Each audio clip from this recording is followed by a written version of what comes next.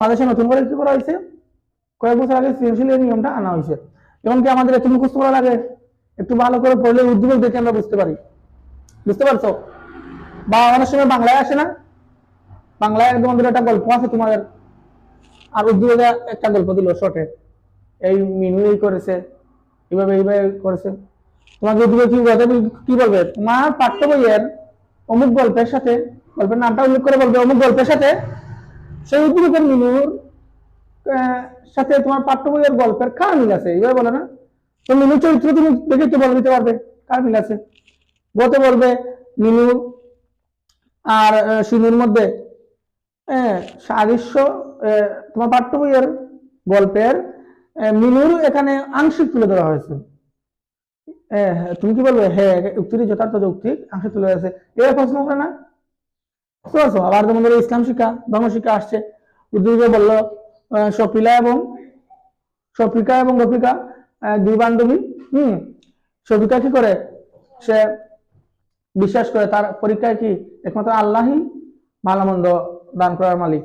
অন্যদিকে তার বন্ধু রফিকা, সে মনে করে কি তার পরীক্ষায় আল্লাহ পাশাপাশি মাহাজারের সিন্নিতা বারুদ দিলেও পরীক্ষার রেজাল্ট ভালো হতে পারে।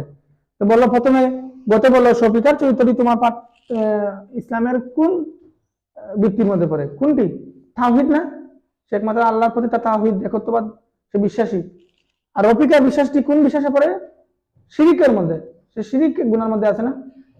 তো এইভাবে আমরা উদ্দীপকে পড়ে বুঝতে পারি, তাই না? তো তোমার একটু পড়া লাগে, ভালো করে মুখস্থ করা লাগে নাকি? এখন একটু ভালো করে পড়লে আমরা উদ্দীপক থেকে বুঝতে পারি কি বলছে। বুঝতে পারছো? তো এটা উত্তর দিব কি?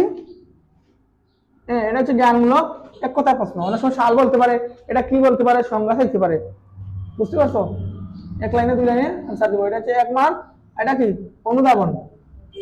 এটা যে কোনো একটি বাংলা হইলে বা ইসলাম হইলে, ধর্ম হইলে, তোমার পাঠ্য বইয়ে কি যে কোনো একটা কঠিন শব্দ বা কঠিন বিষয়ের বা একটা ঘটনার কি ব্যাখ্যা চাইবে, শুধু এখানে ব্যাখ্যা। বুঝতে পারছো? এটাতে কিন্তু সৃজনশীলের নেই। এটা তুমি মুখস্থ লিখতে হবে, বুঝে লিখতে হবে। তো এটাও দুইটা স্টেপে লিখতে পারো। প্রথমে এর সংজ্ঞাটা, তারপরে এর ব্যাখ্যাটা। গ নম্বরে কি আসে? অনুধাবন, প্রয়োগ। এটা কি?